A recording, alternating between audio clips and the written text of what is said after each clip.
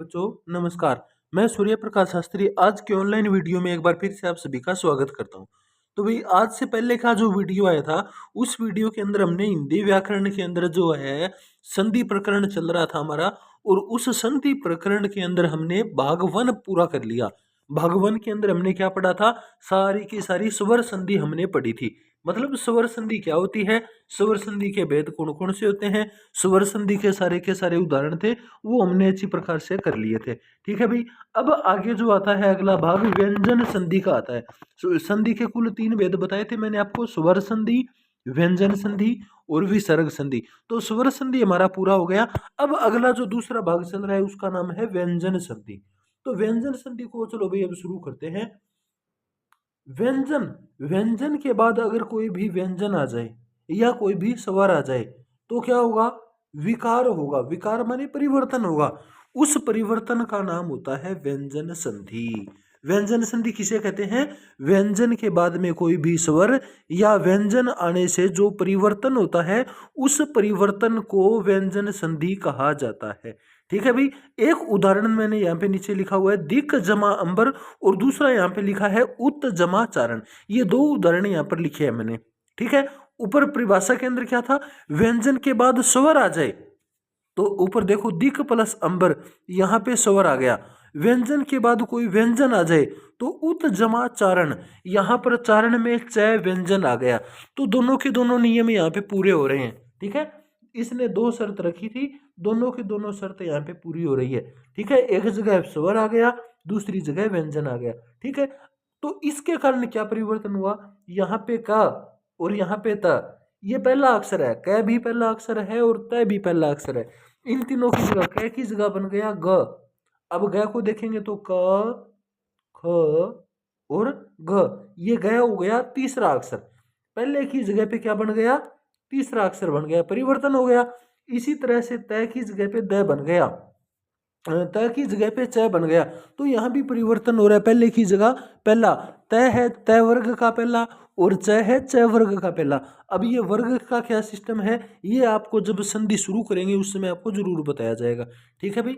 अब चलो भी नियम शुरू करते हैं इसके व्यंजन संधि के। व्यंजन संधि के ये जितने नियम हैं इन नियमों को आप अच्छी प्रकार से लिखोगे। आशा करता हूँ इससे इस वीडियो से पहले जितनी वीडियो मैंने बनाई है, चाहे वो स्वर की हो, चाहे वर्ण की हो, चाहे शब्द की हो, चाहे पद की हो, चाहे वाक्य की हो, किसी भी चीज़ की वीडियो हो, उसको आशा करता हूँ आपने पूरी तरह से अपनी कॉपी में अलग से नोट बनाए होंगे। ठीक है। तो इसके भी आप अच्छी प्रकार से नोट्स बनाएंगे। इसके जितने नियम मैंने आपको इस वीडियो के अंदर मैं बताने वाला हूँ उन सभी नियमों को भी आप अच्छी तरह से अपनी कॉपी में लिखोगे उदाहरण सहित। ठीक है। उदाहरण इस वीडियो के अंदर मैं कम लिखवाऊंगा, आप अपनी नोटबुक गाइड या गूगल वगैरह से देख के इसके उदाहरण कोशिश करना ज़्यादा से ज़्यादा उदाहरण लिख सको। ठीक है। क्योंकि संधि ऐसे और समास वगैरह ये ऐसी चीज़ें हैं ये उदाहरण को देख के ज़्यादा जल्दी समझ में आती है। ठीक है भाई। तो यहाँ पर पहला नियम है क वर्ग, वर्ग के प्रथम वर्ण के स्थान पर तीसरा वर्ण बनाना। वर्ग होते हैं कुल 5। कितने वर्ग होते हैं? 5। पहले का नाम है क वर्ग। क वर्ग के अंदर क्या होता है? क, ख, ग, घ और ng। अंग बोल दो चाहे इसको अड़ा बोल दो। अब इसके अंदर क्या नियम ध्यान रखना है? यह होता है डै डमरू। अगर डै डमरू के बराबर में बिंदु लगा हुआ है तब तो ये बनेगा अंग। ठीक है। जैसे गंगा हम लिखते हैं ना, गंगा, अब तो हो गई ये गंगा। अगर अगर यही बिंदु जो बराबर में लगी है अगर इस बिंदु को हम नीचे लगा देंगे तो ये अड़ा बन जाएगा, जैसे सड़क। ठीक है। ये सड़क बन जाएगा। बिंदु का ध्यान रखना है, अगर नीचे है तो अंग, और नीचे है तो अड़ा, बराबर में है तो अंग, और अगर बिंदु लगी हुई नहीं है तो इसको डै डमरू बोलेंगे। ठीक है। क वर्ग के अंदर आगे क ख ग घ अंग।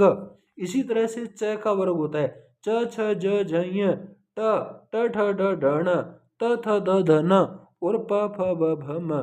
कुल मिला के ये 5 वर्ग होते हैं। ठीक है भाई। अब नियम क्या कहता है? वर्ग के प्रथम वर्ण के स्थान पर क वर्ग का पहला अक्षर हो गया क, च वर्ग का च, ट वर्ग का त, ट, त वर्ग का त और प वर्ग का प। ये वर्ग के पहले अक्षर हैं। तो क्या कहता है? इन पहले अक्षरों के स्थान पर क्या हो जाएगा? तीसरा अक्षर बन जाएगा। तीसरा बनने का मतलब है क की जगह पे ग बनेगा, च की जगह पे ज बनेगा, त की जगह पे द, ट की जगह पे ड, ड डमरू, और प की जगह पे ब बतख बन जाएगा। ठीक है, ये नियम है। नियम क्या है? क की जगह पे ग, पहले अक्षर की जगह पे तीसरा अक्षर बनेगा। क्या सिचुएशन होगी, कब बनेगा? तो कब बनेगा तो क्या लिखा हुआ है, यदि वर्ग के प्रथम वर्ण के स्थान पर, ये उदाहरण देखना, यदि वर्ग का प्रथम वर्ण दिक, यहां पे वर्ग का प्रथम वर्ण है, इसके बाद में कोई भी स्वर आ जाए, अंबर,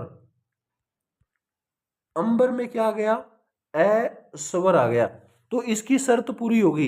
एक तरफ पहला वर्ण पड़ा है, दूसरी तरफ स्वर है। अगर ऐसा हो जाए, या क्या हो जाए, चौथा अक्षर आ जाए, या फिर यह र, ल, व, इनमें से कोई भी वर्ण आ जाए, तो क्या करेंगे, पहले वर्ण के स्थान पर तीसरा वर्ण बना देंगे। यहां पर क्या है, क कबूतर, इसकी जगह पे बन जाएगा ग गमला।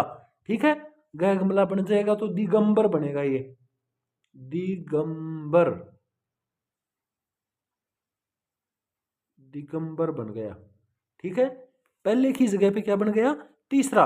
इसी प्रकार से आगे लिखा हुआ है चौथा, कई बार मैंने भी लिखा है ना ऊपर, भी तीसरा अक्षर आ जाए या चौथा अक्षर आ जाए, तो चौथे अक्षर का भी उदाहरण यहाँ पर लिखा हुआ है, उत जमा घोष। अब उत में तय पहला अक्षर है और घोष में घ जो है वो चौथा अक्षर है, तो बन जाएगा उद घोष, तीसरे के पहले अक्षर की जगह पे बन गया तीसरा, तय की जगह पे द बन गया। उत जमा भव, उत जमा भव का क्या बन जाएगा, उद्भव, उत जमा रथ।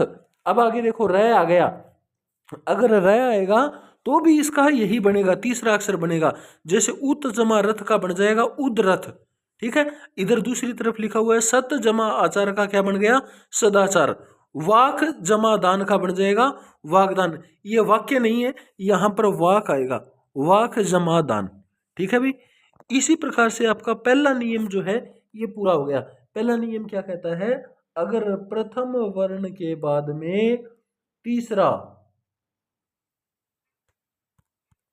प्रथम वर्ण के बाद में तीसरा, चौथा स्वर, या फिर य, रे, ले और व में से कोई भी वर्ण आ जाए, तो पहले की जगह पे हम सीधा तीसरा वर्ण बना देंगे। ठीक है भाई, उदाहरण आपके और भी बहुत सारे मिल जाएंगे, एक आधे चलो मैं और बता देता हूँ उदाहरण। जैसे यहां पर लिखा हुआ है सुप जमा अंत, दोनों को मिलाएंगे तो क्या बन जाएगा, पै की जगह पे बै बन जाएगा सुबंत। इसी प्रकार से एक और उदाहरण है, अच, अच जमा अंत, मिलाएंगे तो बन जाएगा अजंत। ठीक है, च की जगह पे तीसरा अक्षर बन जाएगा अजंत। ठीक है भाई, तो आशा करता हूं अभी ये पहला जो नियम मैंने आपको बताया है ये आपको अच्छी प्रकार से समझ में आ गया होगा। लेकिन अगर फिर भी आपको अच्छी प्रकार से समझ में ना आए, कोई कमी रह गई हो, तो कमेंट करके आप मेरे को जरूर बताएं। और इस जो पहला नियम है, इस पहले नियम का एक सवाल मैं आपके लिए छोड़कर जा रहा हूं। जैसे पहले अक्षर को तीसरा बनाना है, तो दिक जमा गज, इसका संधि क्या बनेगी, जो है इन दोनों को जोड़ने से क्या रूप बनेगा, वो आप कमेंट में रिप्लाई करके जरूर बताओगे। ठीक है, चलो आगे चलते हैं दूसरे नियम में। दूसरा नियम क्या कहता है भाई, वर्ग के तीसरे अक्षर के स्थान पर पहला अक्षर बनाना। पहले नियम में हमने क्या पढ़ा था, पहले की जगह पे तीसरा बनाया था। यहां पे देखो, प्रथम वर्ण के स्थान पर तीसरा वर्ण बनाना, और अब आगे क्या करेंगे, तीसरे वर्ण के स्थान पर, तीसरे वर्ण के स्थान पर पहला वर्ण बनाना। हालांकि जो है गाइड किताब वगैरह देखोगे तो उसके अंदर आपको ये नियम नहीं मिलेगा, लेकिन फिर भी नियम तो नियम होता है, कहीं ना कहीं लगता है। तो इसके लिए मैं आपको बताता हूं, वहां पर हमने क्या किया था, अगर पहले अक्षर के बाद में तीसरा अक्षर पड़ा था, तब हमने पहले को तीसरा बना दिया था। अब इसका अपोजिट करना है, इसका उल्टा करना है। अगर किसी भी वर्ग के तीसरे अक्षर के बाद में पहला अक्षर आ जाए, तो तीसरे के स्थान पर पहला बन जाता है। ठीक है, जैसे उदाहरण यहां पर लिखा हुआ है, सद जमा कार, अब यहाँ पे देखो द जो है वो तीसरा अक्षर है और तीसरे अक्षर के बाद में आ गया पहला अक्षर, तब ये नियम काम करेगा, द की जगह पे त बना देगा, यानी कि पहला अक्षर बना देगा, और जब इनको जोड़ेंगे तो बन जाएगा सत्कार। ठीक है, सत्कार बन गया। इसी तरह से तत् प्लस तद प्लस काल दोनों को जोड़ के बन गया तत्काल। उद प्लस कल दोनों को जोड़ के बन गया उत्कल। ठीक है भाई, तो जो पहला नियम था ये दूसरा, उसका बिल्कुल उल्टा नियम चलेगा, उस इसके अपोजिट इसका विलोम चलेगा। ठीक है, ये दो नियम हो गए। अब आगे आता है तीसरा नियम। ये तीसरा नियम बहुत ज्यादा इंपॉर्टेंट है, इसको भी थोड़ा सा ध्यान से सुनना। अगर वर्ग के प्रथम वर्ण के बाद वर्ग और वर्ग के वर्ण, वो मैं आपको अच्छी प्रकार से बता चुका हूं, जैसे क पहला वर्ण है, ख दूसरा, ग तीसरा, घ चौथा और अंग ये पांचवा वर्ण है।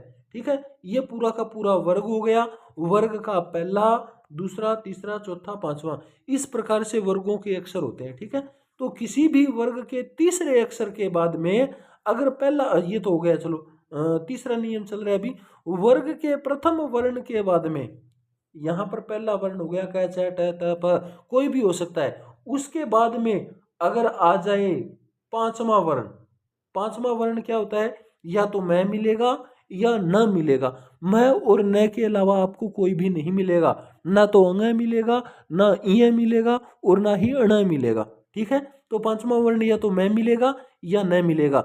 अगर ऐसा हो जाए तो हम क्या करेंगे, प्रथम वर्ण के स्थान पर अनुस्वार बना देंगे। ठीक है, अनुस्वार नहीं बनेगा, ये गलत लिखा हुआ है। अगर ऐसा हो जाए तो प्रथम वर्ण के स्थान पर पांचवा वर्ण बन जाता है। ठीक है भाई, प्रथम वर्ण के स्थान पर क्या बनेगा, यहाँ पे पंचम वर्ण, पांचवा वर्ण बन जाता है। जैसे वाक जमा मय, यहां पर क्या लिखा हुआ है, वाक, वाक में जो क है ये पहला अक्षर है, इसके बाद में क्या लिखा हुआ है, मय, मय के अंदर मैं पांचवा अक्षर है, प फ ब भ म, मैं पांचवा अक्षर हो गया। नियम कहता है अगर पहले वर्ण के बाद में पांचवा वर्ण आ जाए तो पहले के स्थान पर क्या हो जाएगा, पांचवा वर्ण बन जाएगा। इस पहले के स्थान पर पांचवा क्या होता है, क ख ग घ अंग होता है, तो इसकी जगह पे बन जाएगा अंग, दोनों को जोड़ के बन जाएगा वांग्मय, दोनों को जोड़ के ये बना दिया वांग्मय। ठीक है भाई, आगे देखो दूसरा उदाहरण, तत् जमा मय। अब तत् के अंदर देखो क्या लिखा हुआ है, तत्, तत् के अंदर दो जो तय है ये पहला अक्षर है, आगे क्या है मय, मय के अंदर मैं पांचवा अक्षर हो गया। तो नियम काम कर गया, यहाँ पे पहले अक्षर के बाद में पांचवा अक्षर पड़ा है तो पहले के स्थान पर भी पांचवा बन जाएगा तय, तय का पांचवा क्या होता है, न होता है, दोनों को जोड़ के बन जाएगा तन्मय।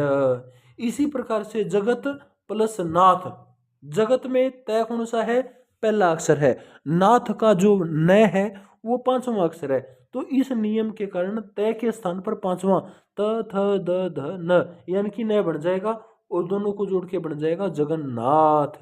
इसी प्रकार से जगत जमा माता, जगत का जो तय है वो पहला अक्षर है और माता, माता का मैं पांचवा अक्षर है, तो इस नियम के कारण जो पहला तय है इस तय के स्थान पर पांचवा न बन जाएगा और क्या बनेगा, जगन माता, जगन माता माने संसार की माता। ठीक है भी, इस प्रकार से ये तीसरा नियम हमारा कंप्लीट हो गया। चलो आगे चलते हैं, व्यंजन संधि का चौथा नियम।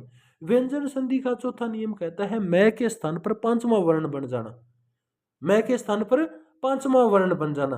तो ये नियम क्या कहेगा भाई, यदि मैं के बाद, ठीक है, यदि मैं के बाद वर्ग के अक्षरों में, अब इस चीज को ध्यान से सुनना, यदि मैं के बाद में, ठीक है, वर्ग के अक्षर, वर्ग के अक्षर मैंने आपको बताया क से लेकर मैं तक, क ख ग घ ङ छ छ ज झ ञ ट ठ ड ढ ण त थ द ध न प फ ब भ म, यहाँ मैं तक, ठीक है, वर्ग के अक्षरों में मैं के अतिरिक्त, भाई मैं नहीं होना चाहिए, मैं के अतिरिक्त चाहे कोई भी वर्ण आ जाए, मैं के अतिरिक्त कोई भी वर्ण आ जाए तो क्या होगा, मैं के स्थान पर पांचवा अक्षर बनेगा। ठीक है, मैं के स्थान पर क्या बनेगा, पांचवा अक्षर बनेगा। ऊपर जो हमने किया था, चौथा नियम किया था, तीसरा नियम, उसकी क्या शर्त थी कि इस तरफ प्रथम वर्ण होना चाहिए। और ये पांचवा नियम क्या कहता है, ये पांचवा नियम कहता है भी यहाँ पे मैं होना चाहिए और मैं के बाद में मैं ना हो, मैं के अतिरिक्त चाहे कोई भी व्यंजन आ जाए वर्ग में से, ठीक है। तब क्या होगा, इस मैं की जगह पे दो बनते हैं, ठीक है, दो रूप बनेंगे इसके, या तो मैं की जगह पे पांचवा अक्षर बन जाएगा, ठीक है। और अगर पांचवा नहीं बनाएंगे तो हम इसको अनुस्वार भी बना सकते हैं। मैंने यहाँ पे लिखा हुआ है स्पष्ट, इसको विकल्प से अनुस्वार भी बनता है, ठीक है। विकल्प से का मतलब क्या हो गया कि हमारी इच्छा है, हम चाहेंगे तो इसको अनुस्वार भी बना सकते हैं और हम चाहेंगे तो इसको पांचवा अक्षर भी लिख सकते हैं, ठीक है। आगे स्पेशल लिखा हुआ है, इसमें दो रूप बनते हैं, जैसे यहाँ पे गम प्लस गा लिखा हुआ है, ठीक है। देखो यहाँ पे क्या लिखा है, गम प्लस गा। अब यहां पर क्या हो गया, दो रूप बनते हैं अलग अलग। पहला रूप बन जाएगा गंगा, ये गंगा एक रूप बन गया, और दूसरा रूप बन जाएगा गंगा। दूसरे रूप में अनुस्वार, एक में तो मैं की जगह पे अनुस्वार लग गया और एक में म की जगह पे पांचवा। अब ये पांचवा कौन सा बनेगा, आगे वाले को देखना है, इसको आगे वाले को देखना है, इसके अनुसार पांचवा अक्षर बन जाएगा, ठीक है। जैसे और उदाहरण देखते हैं, चम जमा चू, दोनों को जोड़ेंगे, मैं की जगह पे बनेगा पांचवा अक्षर, किसका बनेगा, च वर्ग का। च वर्ग का पांचवा अक्षर होता है इया, तो दोनों को जोड़ के बन जाएगा चंचू, ठीक है। और इसका दूसरा रूप चंचू, तो दोनों रूप बन गए, ठीक है। और देखो चंचल, यहां पे क्या लिखा हुआ है, चंचल, इसके दो रूप है, संचय, संचित। तो हर शब्द के दो दो रूप बनेंगे इसमें, ठीक है। यह नियम भी हमारा पूरा हो गया। अब मैंने इसके अंदर क्या था, मैं के अतिरिक्त, यानी कि मैं नहीं होना चाहिए। अगर मैं आ गया तो क्या होगा भाई, देखो अगर मैं आ गया तो इसके अंदर हमारा कोई भी बदलाव नहीं होगा, हमें कुछ नहीं करना, जैसा है उसको जोड़ के हम लिख देंगे। जैसे सम प्लस मान था, यहाँ पे सम, आधा और मान, यहां पर ऐसा लिखा हुआ था। तो हम क्या करेंगे, इस मैं को आगे वाले मैं के साथ मिला देंगे और इसको पूरा का पूरा बना देंगे सम्मान, ठीक है भाई। तो इस नियम के अंदर हमारा आगे कोई बदलाव नहीं होगा। आगे देखते हैं, सम जमा मेलन, इसके अंदर भी देखो सम्मेलन डबल में बन गया, इसके अंदर भी हमने कोई बदलाव नहीं किया, ठीक है भाई। तो इसके साथ हमारे जो है इसके व्यंजन संधि के 4 नियम कंप्लीट हो चुके हैं। बाकी के जो नियम बचेंगे वो हम अगली वीडियो के अंदर करेंगे, और अगली वीडियो जल्दी ही, कल तो नहीं आएगी लेकिन परसों अगली ही वीडियो ले आऊंगा, और अगली वीडियो के अंदर हम व्यंजन संधि को पूरी तरह से अपना कंप्लीट करके छोड़ देंगे, ठीक है भाई। और इस वीडियो के अंदर भी और आगे आने वाली किसी भी वीडियो के बारे में आपको चाहिए कि भी मेरे को इस विषय के ऊपर वीडियो चाहिए, तो उसके बारे में आप ज़्यादा से ज़्यादा कमेंट करके मेरे को बताओगे कि सर हमें इस चीज़ के बारे में वीडियो बना के दो, तो उस चीज़ के बारे में आपको ज़रूर वीडियो बना के दूंगा। आप हिंदी, संस्कृत की व्याकरण, या कोई भी पाठ, कोई भी कविता, कोई भी श्लोक वगैरह हो गया, तो किसी भी चीज़ के बारे में वीडियो के आप मांग सकते हैं, आप कमेंट करके मेरे को बता सकते हैं कि सर ये चीज़ पढ़नी है, ठीक है भाई। धन्यवाद।